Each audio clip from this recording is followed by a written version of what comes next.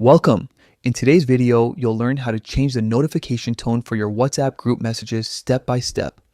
Whether you're part of a few active group chats or more than you can count, setting a unique sound helps you instantly recognize when a message comes from a group instead of an individual chat. So let's get right into it.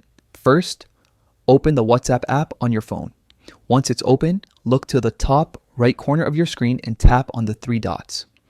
This icon opens the main menu that gives you access to a variety of options. From there, select Settings to reach the main control center for your WhatsApp preferences. Inside the Settings menu, you'll see several sections, but for this, tap on Notifications. This is where all your message, group, and call alerts can be customized to your liking.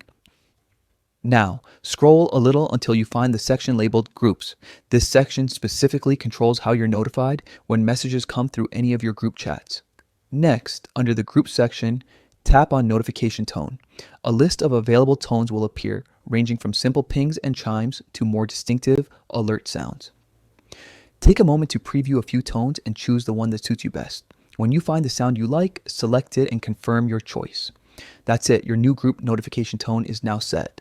The next time someone from your group sends a message, you'll instantly recognize it by the sound you picked.